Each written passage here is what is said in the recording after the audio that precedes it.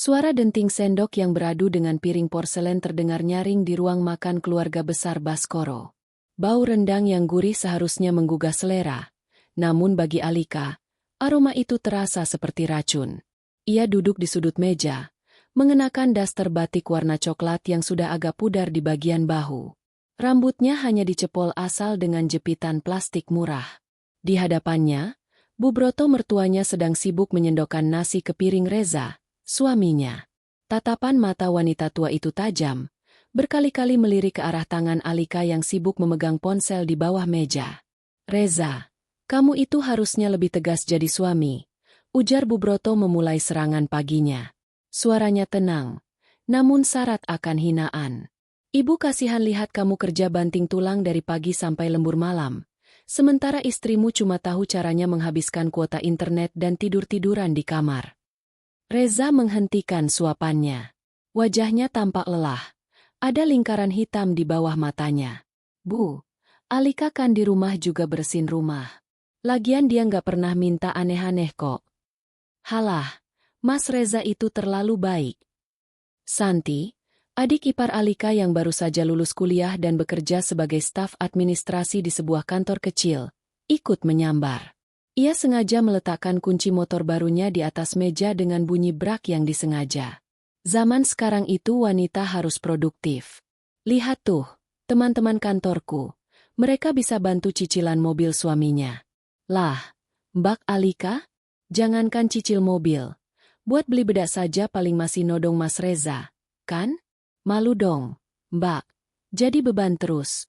Gengsi itu dijaga, bukan cuma dipelihara di daster." Alika tidak bergeming. Jempolnya masih bergerak lincah di layar ponsel yang retak di sudut kiri bawah. Di balik layar kusam itu, sebuah grafik berwarna hijau sedang melonjak tajam. Garis-garis lilin, candlestick, bergerak liar, melampaui angka prediksi para analis dunia. Alika baru saja mengeksekusi posisi long pada aset komoditas emas di pasar London yang sedang mengalami anomali harga. Notifikasi masuk. Nambah $42,000 unrealized profit. Jika dikonversi ke rupiah, angka itu sudah mencapai lebih dari 600 juta dalam sekali klik. Dan itu baru satu dari sekian banyak posisi yang ia buka pagi ini. "Alika, kamu dengar tidak ibu bicara?" bentak Bu Broto, kehilangan kesabaran karena merasa diabaikan. Alika mendongak. Matanya yang jernih menatap mertuanya tanpa rasa takut, namun tetap dengan nada bicara yang rendah. "Dengar, Bu. Ibu ingin Alika cari kerja kantoran." "Ya iyalah. Biar kamu tahu rasanya cari duit itu susah. Biar kamu nggak cuma jadi benalu di keluarga ini." Ibu malu setiap arisan ditanya orang, "Menantu ibu kerja apa?" Masa ibu jawab, "Tukang tidur?" Bu Broto mencibir. "Iya, Mbak. Mending jadi pelayan toko daripada pengangguran elit yang sok sibuk sama HP." Tambah Santi sambil memoles lipstik merah menyalanya di depan cermin kecil. "Gaya doang pegang laptop tiap malam. Paling cuma nonton drakor bajakan." Alika tersenyum tipis. Sangat tipis hingga tak ada yang menyadarinya sebagai seringai kemenangan. "Baik, kalau itu mau ibu. Tapi Alika belum nemu pekerjaan yang gajinya pas." "Halah, gaya banget pilih-pilih gaji." Bu Broto tertawa sinis. "Gaji 2 juta saja sudah syukur buat orang kaya kamu yang cuma lulusan universitas swasta nggak jelas. Jangan ketinggian mimpi. Nanti jatuhnya sakit." Reza hanya bisa menghela napas panjang. Ia mengusap bahu istrinya sekilas sebelum bangkit berdiri. Sudah. Reza berangkat kerja dulu." "Alika, tolong jangan ambil hati ucapan ibu." Alika mengangguk patuh. Ia mengantar Reza sampai ke pintu depan, mencium tangan suaminya dengan takzim. Bagi Alika, Reza adalah satu-satunya alasan mengapa ia masih bertahan di rumah neraka ini. Reza menikahinya saat Alika sedang berada di titik terendah hidupnya, saat bisnis startupnya dulu bangkrut total dan ia dikejar-kejar utang. Rezalah yang menyelamatkannya, meskipun kini Reza sendiri tidak tahu bahwa istri penganggurannya telah bangkit kembali dan jauh lebih kuat dari sebelumnya. Begitu mobil Reza menjauh, suara Bu Broto kembali terdengar dari ruang tengah. "Alika, jangan cuma bengong di pintu. Itu cucian piring numpuk. Kerjakan. Jangan manja. Alika berbalik, berjalan menuju dapur dengan tenang. Di dapur yang sempit itu, ia meletakkan ponselnya di atas meja kayu yang sudah lapuk. Tangannya mulai menyabuni piring, namun telinganya menggunakan earbud nirkabel yang tersembunyi di balik rambut cepolannya. Yes, Leo. Buy the wall floor of the Sudirman Signature Building. Use the Singaporean offshore account for the down payment. Ucap Alika dalam bahasa Inggris yang sangat fasih. Suaranya nyaris berbisik namun penuh otoritas. I don't care about the price. I want that building by the end of this month. And Leo? Make sure my name doesn't appear on any public documents yet. Use the Astar Holdings name. Good. And one more thing. Buy that latest Mercedes Maybach, the black one. Park it in my hidden garage near the city park. Imagine it for a little surprise soon. Alika mematikan sambungan telepon. Ia membilas piring terakhir tepat saat Santi masuk ke dapur dengan gaya angkuh. Mbak, ini baju-baju kotor aku tolong dicuci ya. Jangan pakai mesin. Nanti rusak. Pakai tangan saja. Katanya mau jadi istri berbakti, kan? Santi melemparkan keranjang pakaian kotor ke lantai dekat kaki Alika. Alika menatap tumpukan baju itu, lalu menatap Santi. Kamu bisa cuci sendiri, San. Kamu kan sudah besar. Heh, berani yang ngelawan? Aku ini kerja, Mbak. Aku capek cari uang buat bantu-bantu rumah ini. Kamu yang cuma numpang makan di sini harusnya tahu diri. Kalau bukan karena Mas Reza, kamu itu sudah jadi gelandangan. Santi berteriak, membuat Bu Broto berlari menuju dapur. Ada apa ini ribut-ribut? Ini loh, Bu. Mbak Alika disuruh nyuci baju aku saja nggak mau. Padahal kan dia nggak ada kerjaan. Bu Broto berkacak pinggang, menatap Alika dengan pandangan merendahkan yang paling tajam. Alika, kamu jangan keterlaluan. Kalau kamu tidak mau bantu-bantu di rumah ini, lebih baik kamu pergi. Kami tidak butuh beban yang tidak tahu terima kasih. Alika terdiam sejenak. Ia merasakan getaran di kantong dasternya. Sebuah pesan masuk dari bank pribadinya. Pesan, Your monthly income for February has been processed. 1.045 juta rupiah. Current balance, Rp 4278000000. Alika menarik napas dalam-dalam, menekan semua emosinya ke dasar hati. Waktunya belum tepat. Ia ingin melihat sejauh mana mereka akan menginjak-injaknya sebelum ia menunjukkan siapa yang sebenarnya memegang kendali atas hidup mereka semua. Maaf, Bu. Nanti Alika cuci. Ucap Alika sambil menunduk. Santi tersenyum puas, merasa menang. Nah, gitu dong. Sadar diri itu penting, Mbak. Santi dan Bu Broto pergi meninggalkan dapur sambil tertawa-tawa. Membicarakan rencana mereka untuk makan enak di restoran mewah nanti malam menggunakan uang pemberian Reza, tanpa mengajak Alika. Alika kembali menatap ponselnya. Tangannya yang masih basah karena busa sabun mengetik sebuah pesan singkat kepada Leo, asisten pribadinya. Pesan untuk Leo, carikan aku daftar utang dan tanggungan bank atas nama Broto Laksono dan Santi Baskoro.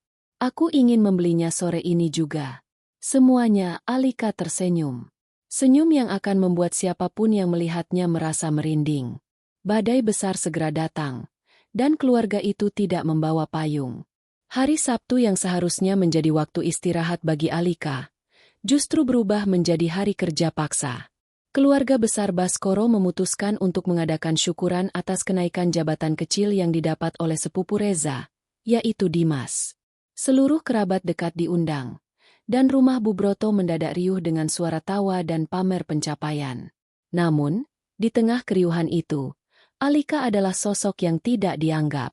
Sejak pukul 5 pagi, Bu Broto sudah menggedor pintu kamar Alika, memaksanya bangun untuk menyiapkan puluhan porsi nasi kebuli dan sambal goreng hati. Ingat ya, Alika, jangan bikin malu ibu di depan keluarga besar. Masak yang bener, jangan keasinan kayak masakan orang susah. Ketus Bu Broto sambil melemparkan celemek kusam ke arah menantunya. Dan satu lagi, nanti pas tamu datang, kamu nggak usah ikut duduk di ruang tamu.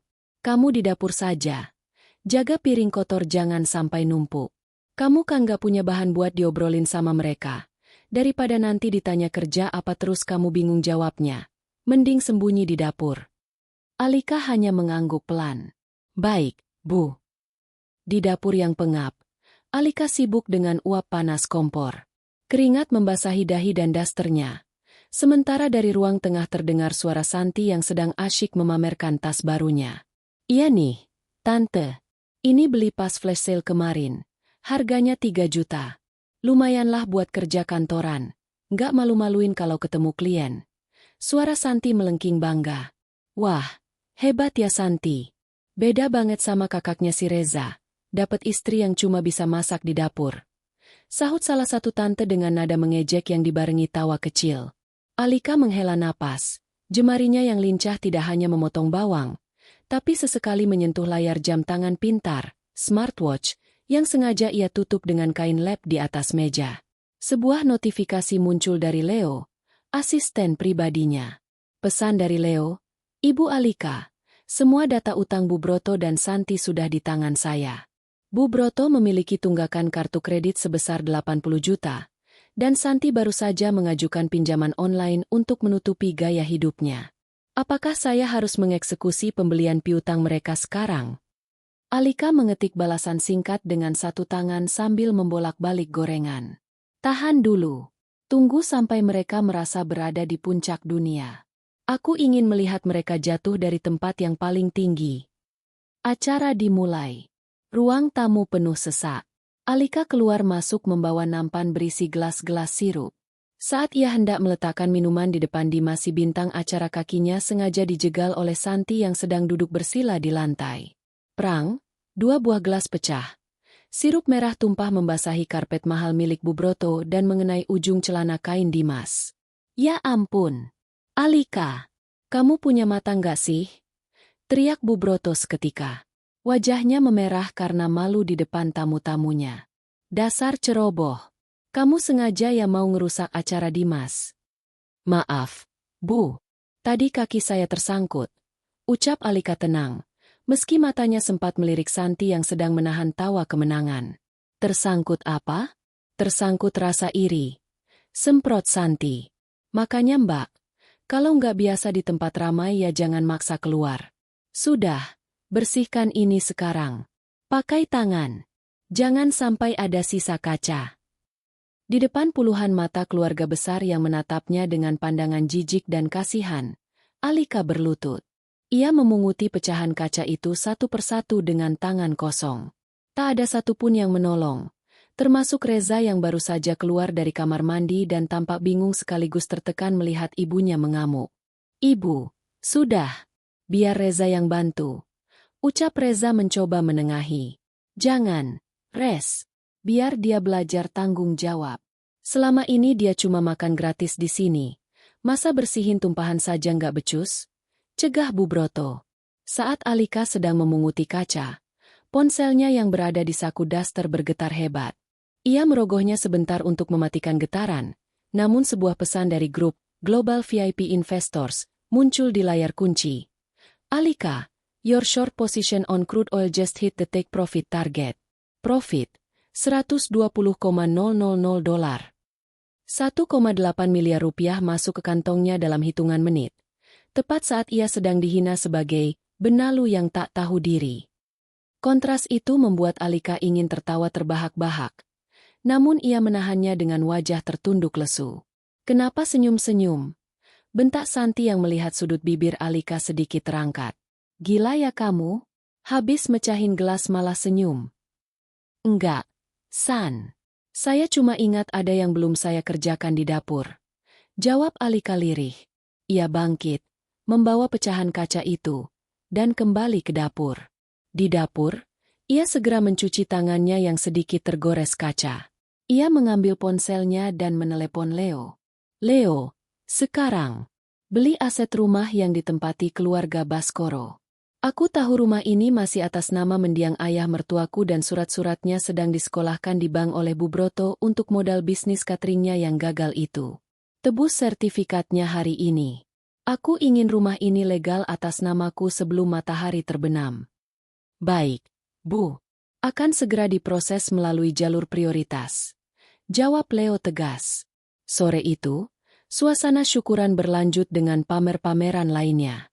Mereka tidak tahu bahwa wanita berdaster yang sedang mencuci tumpukan piring di belakang adalah pemilik sah dari tanah yang sedang mereka injak.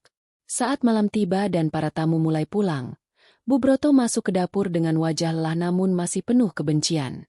Besok pagi, kamu bersihkan seluruh rumah. Karpet yang kena sirup tadi harus bersih total. Kalau tidak, jangan harap ada jatah makan buat kamu. Alika hanya menatap mertuanya dengan pandangan yang sulit diartikan. Bu, kalau suatu saat Alika punya uang banyak, ibu mau apa? Bu Broto tertawa terpingkal-pingkal. Suara tawanya memenuhi dapur yang sunyi. Kamu punya uang banyak? Mimpi. Paling-paling kamu cuma bisa dapat uang dari jual HP bututmu itu. Sudahlah, jangan ngayal. Mending kamu fokus gimana caranya besok pagi lantai ini kinclong. Alika tidak membalas. Ia hanya melihat notifikasi di ponselnya. Properti transfer successful. Ounip, Alika Putri. Besok akan menjadi hari yang sangat panjang bagi kalian. Bisik Alika setelah Bu Broto pergi. Malam itu, Alika tidur di samping Reza yang sudah terlelap karena kelelahan. Ia menatap langit-langit kamar yang mulai retak. Dalam kepalanya, ia sudah menyusun rencana besar. Esok adalah hari di mana ia akan mulai menarik benang-benang jebakan yang sudah ia sebar. Reza sempat terbangun sebentar, memeluk istrinya. Maaf ya, Al. Ibu memang keras. Nanti kalau tabunganku cukup, kita pindah kontrakan ya. Alika tersenyum tulus, mencium kening suaminya. Nggak usah tabung, Res. Kita akan segera pindah ke tempat yang layak. Sangat layak. Reza kembali tertidur, menganggap ucapan istrinya hanyalah bunga tidur untuk menghibur diri. Ia tak tahu bahwa di bawah bantal Alika, terdapat sebuah kartu hitam, black card, yang batas kreditnya bisa membeli seluruh komplek perumahan ini. Pagi itu, suasana di rumah Bu Broto tidak seperti biasanya. Tidak ada suara radio yang menyetel lagu-lagu keroncong atau tawa keras Santi yang sedang bertelepon. Yang ada hanyalah kesunyian mencekam yang sesekali dipecahkan oleh suara isak tangis tertahan. Alika sedang menyapu teras ketika sebuah mobil sedan hitam berhenti di depan pagar. Dua orang pria berjas rapi turun membawa map tebal. Mereka bukan Leo, asisten Alika. Mereka adalah penagih dari bank. Selamat pagi, benar ini rumah Ibu Broto Laksono? Tanya salah satu pria dengan wajah tanpa ekspresi. Benar, Pak. Ada perlu apa ya? Alika menjawab dengan tenang, menyandarkan sapunya ke tembok. Kami dari bagian legal bank. Ingin menyampaikan surat peringatan ketiga. Angsuran pinjaman dengan jaminan sertifikat rumah ini sudah menunggak selama 6 bulan. Jika dalam 3 hari tidak ada pelunasan sebesar 450 juta, kami terpaksa melakukan penyitaan. Bu Broto tiba-tiba muncul dari balik pintu dengan wajah pucat pasi. Ia merampas surat itu dari tangan petugas. Tunggu. Tidak mungkin. Saya sudah minta keringanan bulan lalu. Maaf, Bu. Kebijakan bank sudah tetap. 3 hari, atau papan penyitaan akan dipasang di depan pagar ini. Tegas pria itu sebelum berbalik pergi. Bu Broto ambruk di kursi teras. Tubuhnya gemetar. Bisnis catering yang ia banggakan yang modalnya didapat dari menjaminkan rumah warisan suaminya ternyata hancur total karena manajemen yang buruk dan gaya hidup Santi yang boros. Ibu, bagaimana ini? Santi keluar dengan mata sembab. Uang tabunganku sudah habis buat bayar cicilan motor dan beli tas kemarin. Aku pikir bisnis ibu lancar-lancar saja. Kamu juga malah habisin uang. Santi, ibu pusing. Bentak Bu Broto. Ia kemudian menoleh ke arah Alika yang masih berdiri diam. Amarahnya yang tak tersalurkan mendadak meledak ke arah menantunya. Ini semua gara-gara kamu. Alika, kamu itu pembawa sial. Sejak kamu masuk rumah ini, rezeki keluarga kami seret. Kamu cuma tahu makan dan tidur, sementara rumah ini mau disita. Alika menatap mertuanya datar. Kenapa jadi salah Alika, Bu? Alika tidak pernah minta uang ibu untuk beli apapun. Kamu itu aura negatif. Benalu. Teriak Bu Broto histeris. Santi, telepon masmu. Suruh Reza pulang sekarang. Dia harus pinjam uang ke kantornya. Atau kemanapun. Ibu tidak mau jadi gelandangan. Siang harinya, Reza pulang dengan bahu merosot. Berita buruk tidak berhenti di situ. Perusahaan tempat Reza bekerja sedang melakukan efisiensi besar-besaran, dan jabatan Reza termasuk yang terancam. Ia tidak mungkin bisa meminjam uang sebesar itu dari kantor. Di meja makan, suasananya lebih buruk dari pemakaman. Bu Broto terus meratap, sementara Santi sibuk mencari pinjaman di aplikasi ponselnya. Namun semua menolak karena skor kreditnya yang merah. Reza, kamu harus ceraikan Alika, ucap Bu Broto tiba-tiba di tengah keheningan. Reza tersentak. Apa hubungannya dengan masalah ini, Bu? Ibu punya kenalan, Pak Haji pemborong tanah di desa sebelah. Dia cari istri kedua. Kalau kamu ceraikan Alika, ibu bisa jodohkan kamu dengan keponakannya yang kaya. Dia pasti mau bantu bayar utang kita. Alika tidak berguna. Res. Dia cuma beban. Reza menggebrak meja. Ibu, Alika itu istri saya. Saya tidak akan menjual pernikahan saya demi uang. Alika yang sedang mencuci piring di dapur mendengar setiap kalimat itu. Jemarinya berhenti sejenak di bawah kucuran air. Ia merasa kasihan pada Reza, pria baik yang terjepit di antara kewajiban sebagai anak dan cinta sebagai suami. Namun, untuk mertua dan adik iparnya, rasa empati Alika sudah menguap habis. Alika mengeringkan tangannya, masuk ke kamar, dan mengunci pintu. Ia membuka laptop tipisnya yang selama ini disangka barang rongsokan oleh Santi. Layarnya menampilkan dashboard akun perbankan internasional miliknya. Ia menelepon Leo. Leo, apakah surat utang keluarga Baskoro sudah sepenuhnya berpindah tangan ke perusahaan cangkang kita? Sudah, Bu Alika. Secara hukum, bank sudah menjual piutang mereka kepada Astar Holdings. Ibu adalah pemilik utang mereka sekarang. Ibu punya kuasa penuh untuk menyita rumah itu hari ini juga jika ibu mau. Alika terdiam sejenak. Matanya menatap angka di saldo rekeningnya yang terus bertambah setiap detik dari hasil trading otomatis yang ia pasang. Belum saatnya.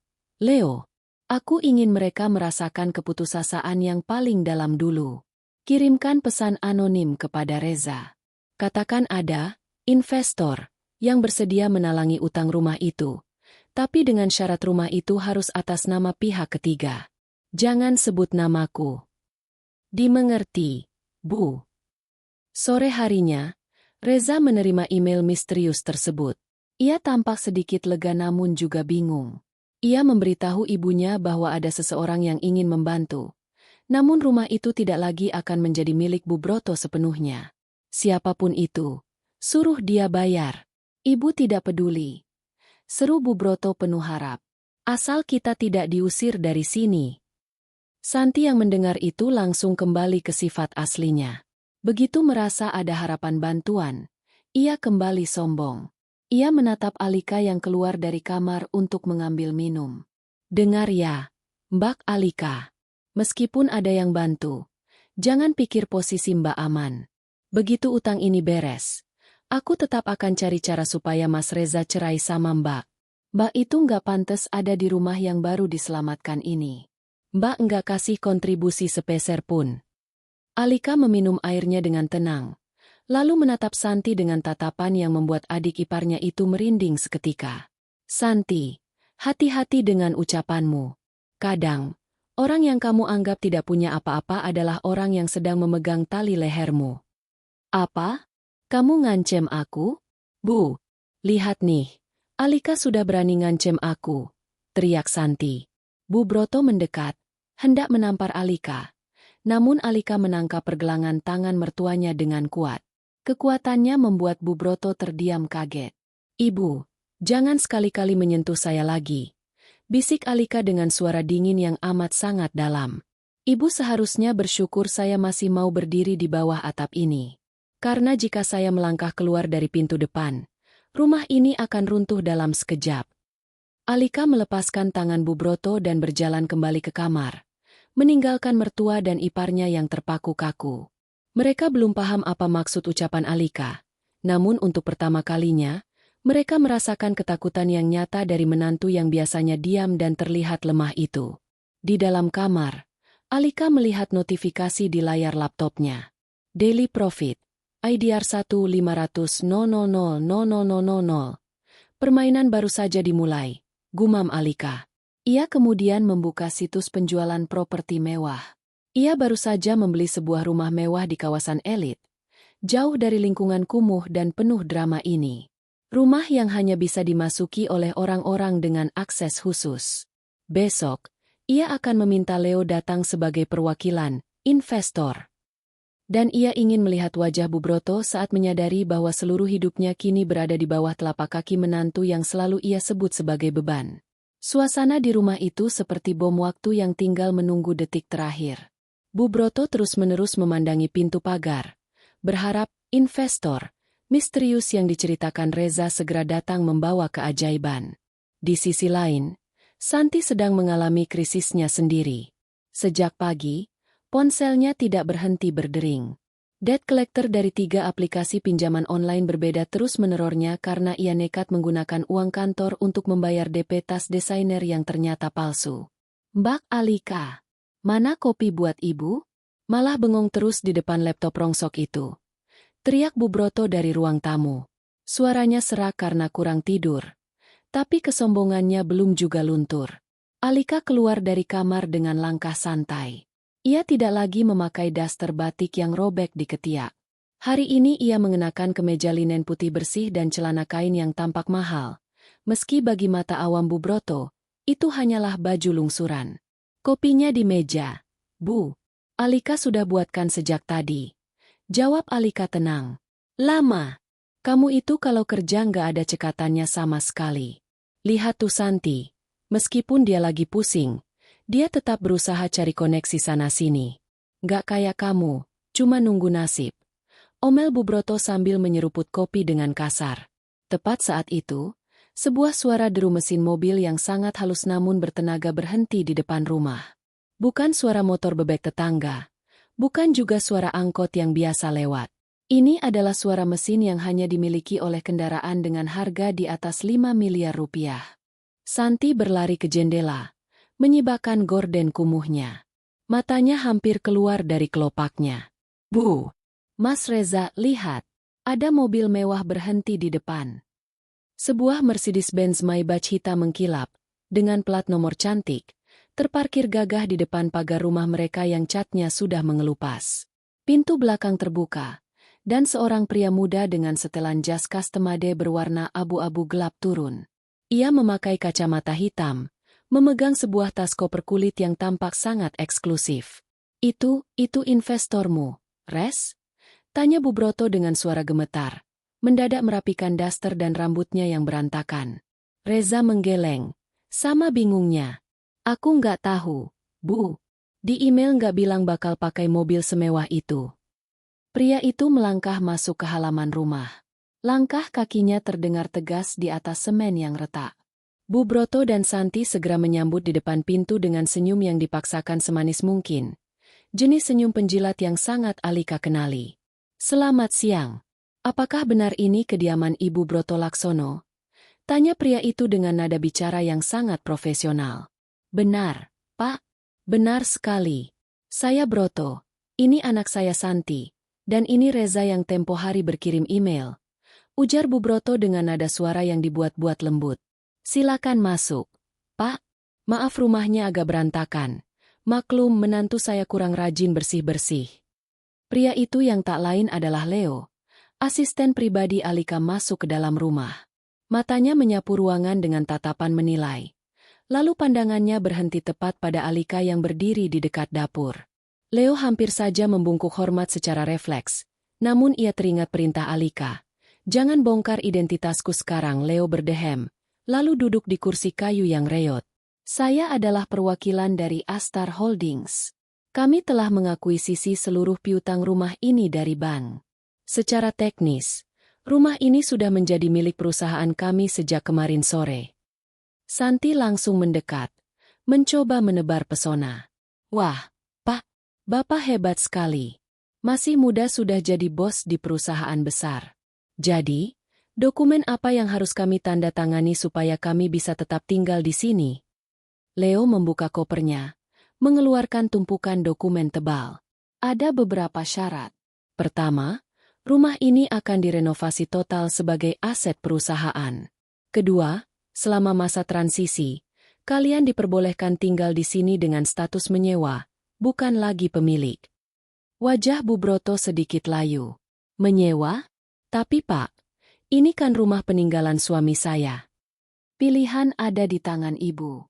Bayar 450 juta sekarang, atau tanda tangani surat sewa ini dan utang Ibu dianggap lunas. Sahut Leo dingin. Di saat mereka sedang berdebat, ponsel Leo berdering. Ia mengangkatnya di depan semua orang. Ya, Nyonya? Saya sedang berada di lokasi. Ya, unit Maybach terbaru sudah siap di garasi rahasia. Mengenai akuisisi gedung di Sudirman, dana sebesar 50 miliar sudah dikirimkan dari akun utama Nyonya tadi pagi. Baik, saya akan segera kembali ke kantor setelah urusan kecil ini selesai. Santi dan Bu Broto ternganga. Mendengar angka 50 miliar, disebut seperti hanya membeli gorengan membuat nyali mereka menciut. Maaf, Pak. Santi menyela dengan nada genit. Bos Bapak itu. Nyonya siapa ya? Hebat sekali bisa punya uang sebanyak itu. Leo melirik Alika sekilas, lalu tersenyum tipis ke arah Santi. Beliau adalah salah satu wanita paling berpengaruh di pasar modal internasional saat ini. Penghasilannya per bulan mungkin bisa membeli 1000 rumah seperti ini. Tapi beliau sangat rendah hati. Beliau lebih suka memakai baju biasa dan tinggal di tempat yang tidak terduga. Wah, pasti orangnya anggun dan berkelas ya, Pak. Gak kayak menantu di rumah ini. Celetuk Bu Broto sambil melirik sinis ke arah Alika yang sedang asyik memainkan ponselnya di sudut ruangan. Alika tiba-tiba bersuara. Leo, bukankah dokumen itu butuh tanda tangan saksi dari penghuni rumah? Leo mengangguk hormat. Sesuatu yang membuat Reza mengernyitkan dahi karena merasa aneh melihat pria berjas mewah itu tampak segan pada istrinya. Benar. Saya butuh saksi yang netral. Sini, biar aku saja yang tanda tangan jadi saksi. Seru Santi berebut pulpen. Setelah proses administrasi yang menegangkan itu selesai, Leo berpamitan. Sebelum keluar, ia sengaja menjatuhkan sebuah kartu nama emas ke atas meja. Jika ada masalah dengan rumah ini, silakan hubungi asisten saya. Tapi ingat, mulai besok, tim renovasi akan datang. Dan Nyonya pemilik aset ini meminta agar semua area dibersihkan, terutama dapur. Beliau tidak suka kotoran. Begitu Leo pergi dan mobil mewah itu menghilang dari pandangan, Bu Broto langsung berteriak kegirangan. Selamat! Rumah kita selamat. Meskipun harus sewa, yang penting utang Ibu lunas. Santi juga ikut melompat-lompat. Bu, lihat kartu namanya. Desainnya keren banget. Aku mau coba lamar kerja di sana. Siapa tahu bisa jadi sekretaris bosnya yang hebat itu. Alika hanya memperhatikan mereka dengan tatapan iba. Mereka tidak tahu bahwa Nyonya yang mereka puja-puja baru saja memberikan perintah kepada Leo melalui pesan singkat untuk menaikkan biaya sewa rumah itu 3 kali lipat setiap kali mereka menghina Alika. Alika, kamu dengar tadi? Bentak Bu Broto. Tuh, lihat bosnya Pak Leo. Kaya raya. 50 miliar cuma buat beli gedung. Kamu, beli daster baru saja nggak mampu. Mulai besok, kamu harus kerja lebih keras bersihin rumah ini karena bosnya mau mampir suatu saat nanti. Jangan bikin malu Ibu. Alika tersenyum lebar. Sebuah senyuman yang sangat tulus namun menyimpan misteri besar. Baik, Bu. Saya akan pastikan saat pemilik rumah ini datang, Ibu dan Santi akan sangat terkejut melihat siapa dia sebenarnya. Halah, sok puitis kamu, cibir Santi. Reza mendekati Alika, memegang tangannya. Al, kamu nggak apa-apa? Kamu kelihatan beda hari ini. Aku baik-baik saja. Res, justru aku merasa sangat bersemangat untuk hari esok. Jawab Alika sambil menatap keluar jendela. Di layar ponsel Alika, sebuah email baru masuk dari kantor pajak. Pajak penghasilan atas keuntungan modal bulanan Anda sebesar 250 juta rupiah telah berhasil dibayarkan. Alika membatin, hanya pajakku saja sudah cukup untuk melunasi rumah ini dalam 2 bulan. Nikmatilah kemenangan semu kalian, karena minggu depan, aku akan membawa kalian ke restoran paling mahal untuk merayakan kehancuran ego kalian sendiri. Suasana di rumah keluarga Baskoro berubah drastis sejak kedatangan Leo tempo hari. Bu Broto dan Santi kini hidup dalam delusi bahwa mereka telah diselamatkan oleh seorang investor besar. Mereka merasa derajat mereka naik hanya karena rumah reot itu kini dikelola oleh perusahaan elit. Namun, perilaku mereka kepada Alika justru semakin menjadi-jadi. Mereka merasa Alika kini hanyalah pelayan di bawah naungan majikan baru mereka. Alika, gosok kemeja kerjaku sampai licin sempurna. Sore ini aku ada janji temu dengan teman-teman sosialitaku di kafe. Aku harus kelihatan seperti orang yang punya koneksi dengan Astar Holdings. Teriak Santi dari kamarnya. Alika yang sedang duduk di kursi dapur dengan laptop di pangkuannya hanya menyahut pelan. Iya, San. Sebentar. Sebentar. Kamu itu dari tadi cuma menatap layar itu. Apa sih yang kamu kerjakan? Paling cuma main game atau cari barang diskonan. Cibir Bu Broto yang baru keluar dengan masker wajah tebal. Dengar ya, Alika. Ibu baru saja dapat kabar kalau, Nyonya, pemilik aset rumah ini mengundang kita semua untuk makan malam di restoran The Sky Penthouse nanti malam. Itu restoran paling mahal di kota ini. Hanya orang-orang dengan saldo miliaran yang bisa masuk ke sana. Alika menghentikan ketikannya. Matanya berkilat. Oh ya? Ibu yakin diundang? Tentu saja. Pak Leo sendiri yang mengirim pesan ke Reza pagi tadi. Katanya, pemilik perusahaan ingin bertemu dengan keluarga yang tinggal di aset mereka.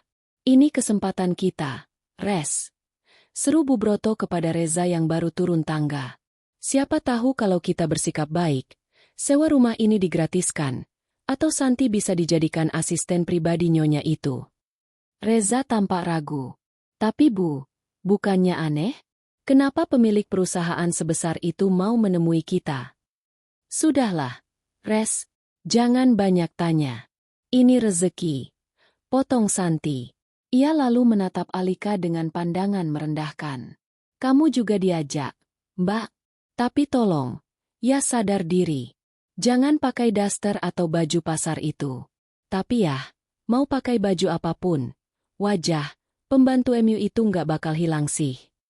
Alika hanya tersenyum tipis. Terima kasih sarannya, San. Aku akan dandan sebaik mungkin. Malam pun tiba. Mereka berangkat menggunakan taksi online karena mobil Reza sedang di bengkel. Sepanjang jalan, Bu Broto dan Santi tak henti-hentinya berlatih cara menyapa orang kaya. Mereka memakai perhiasan emas imitasi yang berlebihan. Mencoba tampil semewah mungkin meski terlihat norak. Begitu sampai di lobi gedung The Sky Penthouse, seorang valet dan doorman berseragam rapi menyambut mereka. Lift kristal membawa mereka menuju lantai 50. Begitu pintu lift terbuka, mereka disambut oleh pemandangan kota dari ketinggian yang luar biasa. Lantai marmer hitam, lampu gantung kristal setinggi 3 meter, dan alunan piano live membuat Bu Broto dan Santi gemetar norak. Harap tenang, jangan norak, bisik Bu Broto, padahal dialah yang paling sibuk mengambil foto dengan ponselnya. Seorang manajer restoran dengan setelan jas hitam mendekat. Keluarga Bapak Reza Baskoro. Iya, benar saya, jawab Reza dengan gugup. Silakan, meja VIP utama sudah disiapkan di area privat. Nyonya sudah menunggu di sana, ucap sang manajer dengan sikap sangat hormat yang anehnya. Matanya terus melirik ke arah Alika yang berjalan paling belakang. Alika malam itu tampil sangat berbeda. Ia mengenakan dress sutra hitam simpel namun elegan dengan potongan yang sangat presisi di tubuhnya. Rambutnya yang biasa dicepol asal, kini terurai indah. Wajahnya yang polos tanpa riasan berlebihan justru memancarkan aura otoritas yang sangat kuat. Namun, Bu Broto dan Santi terlalu sibuk mengagumi interior restoran hingga tidak menyadari perubahan aura menantu mereka. Mereka dipandu menuju sebuah ruangan kaca yang menghadap langsung ke arah lampu-lampu kota. Di sana, sudah duduk Leo, sang asisten. Begitu melihat rombongan itu datang, Leo langsung berdiri tegak. "Selamat malam. Silakan duduk," ujar Leo formal. "Mana nyonyanya?" "Pak Leo? Saya sudah tidak sabar ingin berterima kasih secara langsung," tanya Bu Broto sambil celingukan. Matanya mencari sosok wanita tua kaya raya atau sosialita berkelas di ruangan itu. Leo tidak menjawab. Ia hanya menatap Alika. Alika melangkah maju, lalu menarik kursi di kepala meja kursi yang seharusnya diperuntukkan bagi sang pemilik perusahaan. "Alika, kamu apa-apaan? Turun dari situ." "Itu kursi buat nyonya pemilik gedung ini," bentak Santi dengan suara tertahan, takut didengar staf restoran. "Kurang ajar banget ya kamu. Nggak tahu malu." "Alika, ayo pindah duduk di samping Mas saja," ajak Reza. Ia mulai merasa ada yang tidak beres dengan tatapan orang-orang di restoran itu. Alika tidak bergeming. Ia justru menyandarkan punggungnya dengan nyaman di kursi mahal itu. Ia memberi kode kecil dengan jarinya pada manajer restoran. Seketika, dua orang pelayan datang membawakan botol minuman yang harganya bisa untuk membeli 1 unit motor. "Leo, apakah laporannya sudah siap?" tanya Alika dengan suara yang berubah total. Tidak ada lagi nada lembut dan rendah hati. Yang ada hanyalah suara dingin, tegas, dan penuh kuasa. Leo membungkuk dalam hampir 90 derajat di depan Alika. "Sudah, Nyonya Alika.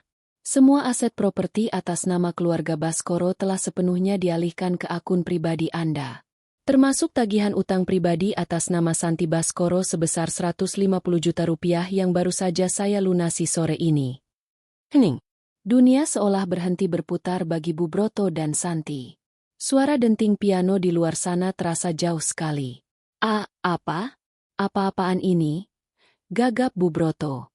"Pak Leo, Bapak bercanda kan?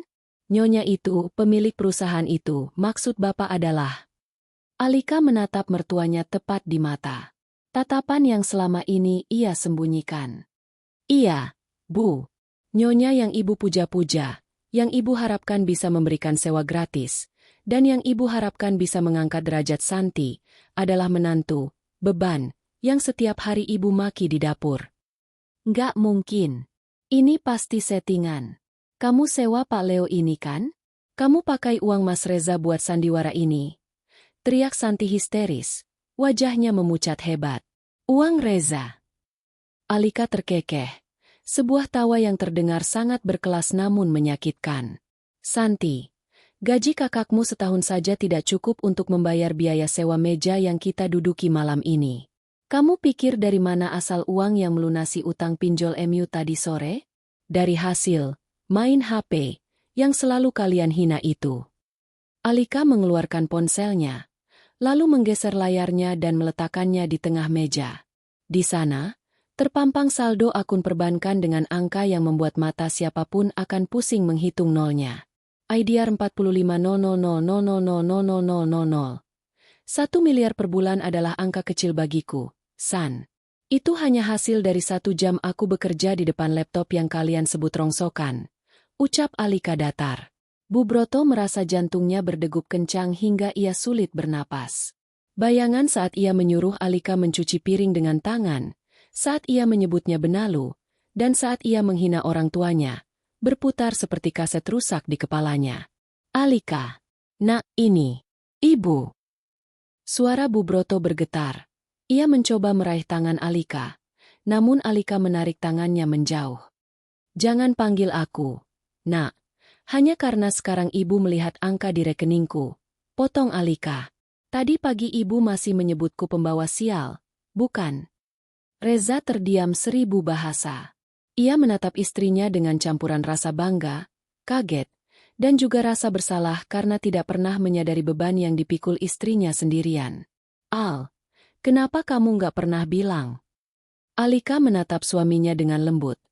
Satu-satunya tatapan hangat yang tersisa di ruangan itu. "Karena aku ingin tahu siapa yang benar-benar menyayangiku saat aku tidak punya apa-apa. Res. Dan sayangnya, di keluarga ini, hanya kamu orangnya." Alika kemudian menoleh ke arah Santi yang kini tertunduk lesu. Air mata mulai jatuh membasahi pipinya yang penuh riasan tebal. Santi, tadi kamu bilang ingin menjadi sekretarisku, kan? Alika tersenyum sinis. Sayangnya, perusahaanku tidak menerima karyawan yang bahkan tidak bisa membedakan antara investasi dan gaya hidup bodoh. Leo, berikan mereka dokumen terakhir. Leo meletakkan 2 buah map merah di depan Bu Broto dan Santi. Apa ini? Tanya Bu Broto dengan tangan gemetar. Itu adalah surat perintah pengosongan rumah dalam waktu 1x24 jam. Jawab Alika dingin. Kalian bilang rumah itu sudah aman karena ada investor? Benar. Dan investor itu tidak suka tinggal bersama orang-orang yang tidak tahu cara menghargai manusia lain. Bu Broto jatuh terduduk dari kursinya, bersimpuh di lantai restoran yang mewah itu. Alika, maafkan Ibu. Ibu hilaf. Tolong jangan usir kami. Kami mau tinggal di mana? Momen yang ditunggu-tunggu Alika akhirnya tiba. Ia melihat mereka menutup mulut dengan rasa malu yang paling dalam, di tempat yang paling mewah, di hadapan orang yang paling mereka remehkan. Keheningan di ruangan privat The Sky Penthouse terasa begitu pekat, hanya dipecahkan oleh suara isak tangis Santi yang kini tak lagi terdengar angkuh. Bu Broto masih bersimpuh di lantai marmer. Tangannya gemetar mencoba meraih ujung sepatu Alika. Pemandangan ini sungguh ironis. Seorang wanita yang biasanya membusungkan dada dan memerintah dengan telunjuknya, kini meringkuk seperti peminta-minta di bawah kaki menantu yang ia sebut beban. Alika, Ibu mohon.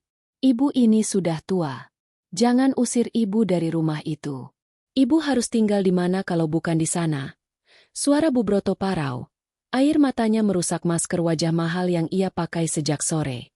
Alika menyesap jus jeruknya dengan tenang. Matanya menatap pemandangan lampu kota yang berkelap-kelip dari balik kaca raksasa. Lucu sekali ya, Bu. Kemarin Ibu bilang rumah itu membawa sial karena ada saya di dalamnya. Sekarang, setelah tahu saya pemiliknya, Ibu malah tidak mau pergi. Bukankah Ibu takut tertular sial dari saya? Santi mendongak. Wajahnya merah padam karena malu. Mbak Alika, aku minta maaf. Aku hilaf. Aku cuma iri karena Mbak selalu santai di rumah sementara aku harus kerja capek. Aku nggak tahu kalau Mbak ternyata sehebat ini. Tolong, Mbak, lunasin sisa cicilan motorku juga ya? Mbak kan kaya banget. Uang 100 juta pasti cuma kayak uang receh buat Mbak. Alika tertawa pendek. Sebuah tawa yang kering tanpa rasa humor. Santi, bahkan di saat kamu mengemis maaf, kamu masih sempat-sempatnya meminta uang. Kamu tidak minta maaf karena menyesal telah jahat padaku. Kamu minta maaf karena kamu butuh uangku. Itu dua hal yang sangat berbeda. Alika berdiri, membuat Bu Broto tersentak mundur. Alika menghampiri Reza yang sejak tadi terdiam kaku. Wajah suaminya itu tampak pucat. Ada gurat kebingungan dan beban harga diri yang besar di matanya. Alika tahu, bagi seorang pria jujur seperti Reza, kenyataan bahwa istrinya adalah seorang miliarder sementara ia kesulitan membayar cicilan rumah adalah hantaman yang sangat keras. Res, panggil Alika lembut. Kamu mau ikut aku? Reza menatap istrinya. Lalu beralih menatap ibu dan adiknya yang sedang memelas. Al, mereka keluargaku. Tapi aku juga sadar betapa jahatnya mereka padamu selama ini. Aku merasa gagal sebagai suami karena tidak bisa melindungimu dari ucapan mereka. Kamu tidak gagal, Res. Kamu satu-satunya orang yang memberiku makan saat aku tidak punya apa-apa. Kamu satu-satunya yang memelukku saat ibumu mencaci maki aku di dapur. Sekarang, pilihannya ada di tanganmu. Alika memberikan sebuah kunci dengan gantungan logo perak yang elegan. Aku sudah membeli sebuah rumah baru. Bukan rumah sewaan. Bukan rumah penuh kenangan pahit. Sebuah rumah di mana tidak akan ada yang memanggilmu, anak malang, atau memanggilku, beban. Tapi, rumah itu hanya untuk kita berdua. Bu Broto langsung menjerit. Reza, kamu tega meninggalkan ibu? Kamu mau membiarkan ibu diusir oleh istrimu sendiri? Alika, kamu kejam. Kamu mau memisahkan ibu dan anak. Alika menoleh ke arah Bu Broto dengan tatapan yang sangat tajam, membuat wanita tua itu seketika bungkam. Ibu yang memisahkan kami sejak awal. Ibu yang setiap hari menyuruh Reza menceraikan aku. Ibu yang ingin menjual Reza pada keponakan Pak Haji yang kaya itu. Sekarang, saat aku benar-benar memiliki harta yang ibu damba-dambakan, ibu malah berperan sebagai korban. Alika mengeluarkan sebuah amplop coklat dari tasnya dan meletakkannya di meja. Di dalam itu ada uang tunai 200 juta rupiah. Anggap saja itu biaya sewa, daster dan makananku selama tinggal di rumah ibu. Itu jauh lebih banyak dari yang pernah ibu keluarkan untukku, ucap Alika. Leo akan mengurus kepindahan kalian ke sebuah kontrakan kecil di pinggiran kota. Aku tidak akan membiarkan kalian jadi gelandangan, tapi kalian tidak akan pernah lagi tinggal di rumah mewah milikku. Itu adalah harga dari setiap air mata yang aku teteskan di dapur ibu. 200 juta. Santi matanya sempat berbinar sesaat. Namun kemudian ia menyadari bahwa jumlah itu tidak ada apa-apanya dibanding gaya hidup yang baru saja ia lihat. Mbak, tapi... Tidak ada tapi-tapi. Santi, jika kamu membantah lagi, aku akan memastikan seluruh perusahaan di kota ini tahu tentang perilaku burukmu, dan kamu tidak akan pernah mendapatkan pekerjaan lagi. Ancam Alika dengan nada yang tidak main-main. Leo melangkah maju, memberikan isyarat kepada petugas keamanan restoran. Mari, Ibu dan Nona Santi. Mobil jemputan sudah siap untuk mengantar kalian pulang dan berkemas. Besok pagi jam 8, tim saya akan datang untuk mengunci rumah. Dengan sisa-sisa harga diri yang hancur, Bu Broto dan Santi dipandu keluar dari restoran mewah itu. Mereka berjalan menunduk, melewati meja-meja tamu lain yang menatap mereka dengan penuh tanya. Tak ada lagi tawa sombong, tak ada lagi pamer perhiasan imitasi. Yang tersisa hanyalah rasa malu yang akan membekas seumur hidup. Kini, hanya ada Alika dan Reza di ruangan itu. Angin malam bertiup kencang di luar kaca, namun di dalam sini, suasana mendadak sunyi. Res. Alika memegang tangan suaminya. Tangannya kini terasa halus, tidak lagi kasar karena busa sabun cuci piring. Kamu marah padaku karena aku menyembunyikan semua ini. Reza menghela napas panjang. Ia menatap istrinya dengan tatapan yang sulit diartikan. Aku tidak marah, Al. Aku hanya merasa kecil. Selama ini aku bekerja lembur sampai sakit hanya untuk memastikan kamu bisa makan enak. Tapi ternyata kamu bisa membeli perusahaan tempatku bekerja hanya dengan sekali klik. Alika tersenyum. Ia memeluk suaminya dengan erat. Justru karena kamu mau berkorban saat kamu pikir aku tidak punya apa-apa. Itu membuktikan bahwa kamu mencintaiku, bukan hartaku. Res, uang ini tidak ada artinya jika aku tidak memilikimu untuk menikmatinya. Bisakah kita mulai dari awal? Sebagai pasangan yang setara. Reza terdiam sejenak. Lalu perlahan ia membalas pelukan Alika. Aku butuh waktu untuk membiasakan diri menjadi suami seorang miliarder. Al. Alika terkekeh. Kamu punya waktu seumur hidup. Sayang. Oh, dan satu lagi. Besok kamu tidak perlu masuk kantor. Aku sudah meminta Leo mengurus surat pengunduran dirimu. Aku butuh seseorang yang bisa aku percaya untuk menjadi CEO di perusahaan baruku. Reza melepaskan pelukannya. Matanya membelalak. CEO? Al, aku cuma staf biasa. Kamu adalah staf yang paling jujur yang pernah aku kenal. Dan di duniaku, kejujuran jauh lebih mahal daripada gelar Mbah. Alika mengedipkan sebelah matanya. Malam itu, mereka meninggalkan restoran dengan langkah mantap.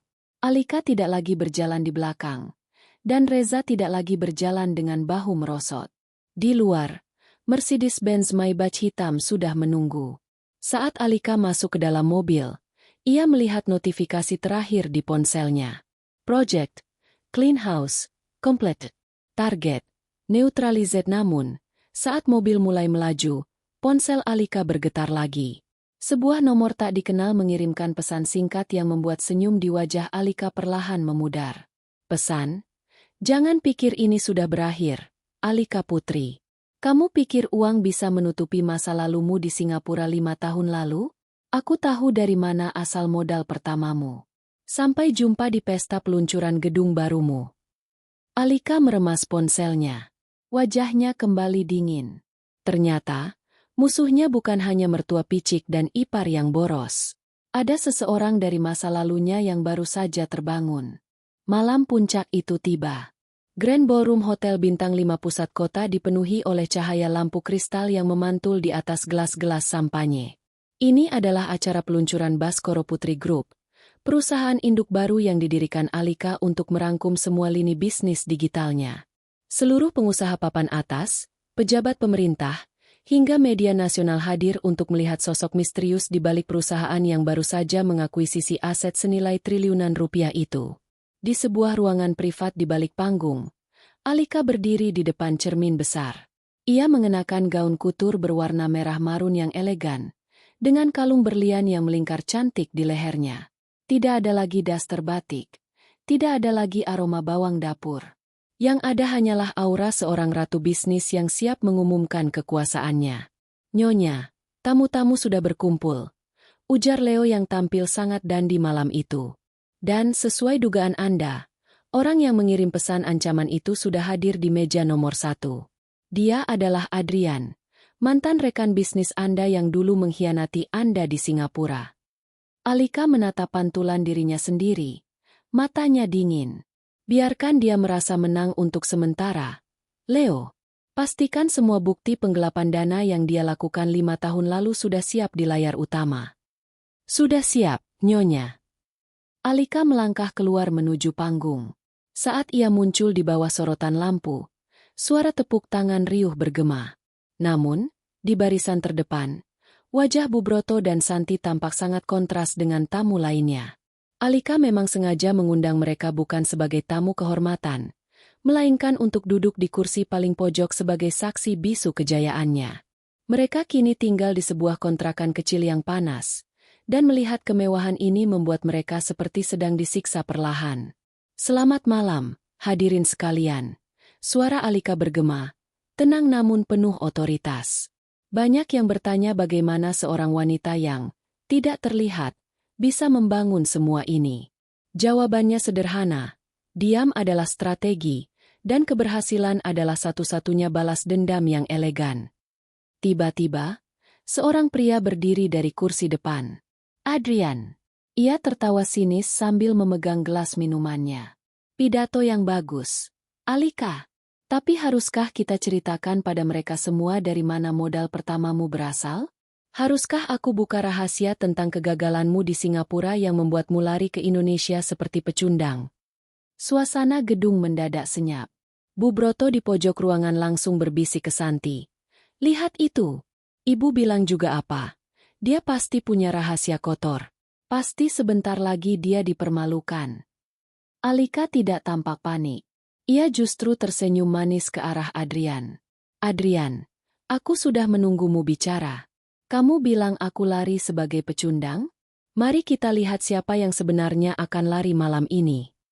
Alika memberi kode pada operator. Seketika, layar raksasa di belakangnya yang seharusnya menampilkan logo perusahaan, justru menampilkan dokumen-dokumen bank dan rekaman CCTV 5 tahun lalu. Di sana terlihat jelas Adrian sedang memalsukan tanda tangan Alika untuk menguras akun perusahaan di Singapura, yang kemudian membuat perusahaan itu bangkrut dan Alika harus menanggung utangnya sendirian. "Modal pertamaku kembali bukan dari pelarian, Adrian, tapi dari gugatan perdata internasional yang aku menangkan secara diam-diam tahun lalu atas namamu," ujar Alika lantang. "Uang yang kamu curi dariku telah kembali dengan bunga yang sangat besar. Dan malam ini, surat penangkapanmu atas kasus pencucian uang baru saja diterbitkan oleh kepolisian Singapura berkoordinasi dengan Interpol." 2 orang petugas berpakaian sipil tiba-tiba muncul di samping Adrian, langsung memborgol tangannya di depan ratusan mata yang terkejut. Adrian berteriak penuh amarah saat ia diseret keluar dari ballroom mewah itu, menyisakan keheningan yang mencekam. Alika kembali memegang mikrofon. "Maaf atas gangguan kecil tadi. Seperti yang saya katakan, sampah memang harus segera dibersihkan agar tidak merusak pemandangan." Ia kemudian menoleh ke arah suaminya, Reza, yang berdiri di sisi panggung dengan bangga. "Dan untuk pria di sampingku, terima kasih karena telah mencintaiku saat aku hanya seorang wanita berdaster yang tidak punya apa-apa. Malam ini, Aku mengumumkan secara resmi bahwa Reza Baskoro adalah CEO dari Baskoro Putri Group. Tepuk tangan kembali pecah, lebih keras dari sebelumnya. Di sudut ruangan, Bu Broto dan Santi hanya bisa menelan ludah. Mereka menyadari bahwa jika saja dulu mereka memperlakukan Alika dengan baik, malam ini mereka pasti sudah berdiri di panggung itu, dipuja sebagai keluarga miliarder. Namun nasi telah menjadi bubur. Mereka kini hanya penonton di luar pagar emas yang dibangun Alika. Setelah acara usai, Alika dan Reza berjalan menuju mobil Maybach mereka yang terparkir di depan lobi. Bu Broto dan Santi berlari mendekat, mencoba menerobos penjagaan keamanan. Alika, nak, ibu minta maaf. Tolong, jangan biarkan kami tinggal di kontrakan itu lagi. Ibu janji akan jadi mertua yang baik. Teriak Bu Broto sambil menangis terseduh-seduh. Mbak Alika, aku mau kerja jadi apa saja di kantormu. Tolong kasihani aku. Santi ikut memelas sambil memegang kaki Alika. Alika berhenti sejenak. Ia menurunkan kaca mobilnya sedikit. Tatapannya tidak lagi benci, tapi hambar. Kosong. Ibu, Santi, aku sudah memberikan kalian kesempatan kedua dengan uang 200 juta itu. Gunakan itu untuk memulai hidup jujur. Jangan pernah mencariku lagi, karena bagi dunia, Alika yang kalian remehkan dulu sudah mati.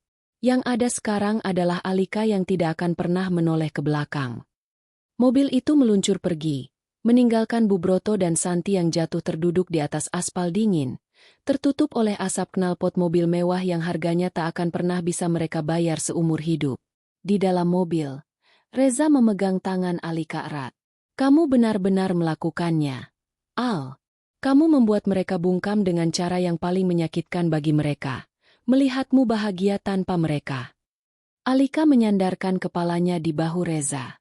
Ini bukan tentang balas dendam lagi, Rez. Ini tentang menetapkan batas. Sekarang, waktunya kita memikirkan masa depan kita sendiri. Ponsel Alika bergetar lagi. Bukan pesan ancaman, melainkan notifikasi dari sistem trading otomatisnya. Daily Profit. IDR 200.000.000. Alika mematikan layarnya. Ia tidak perlu lagi memeriksa angka-angka itu setiap menit. Ia sudah memiliki harta yang jauh lebih berharga di sampingnya. Seorang pria yang tetap bertahan saat badai, dan kekuatan untuk tidak lagi diremehkan oleh siapapun. Malam itu, Alika tidur dengan nyenyak di penthouse barunya, bukan sebagai beban, bukan sebagai pengangguran, melainkan sebagai penguasa takdirnya sendiri yang telah berhasil menutup mulut dunia dengan kemenangan yang mutlak.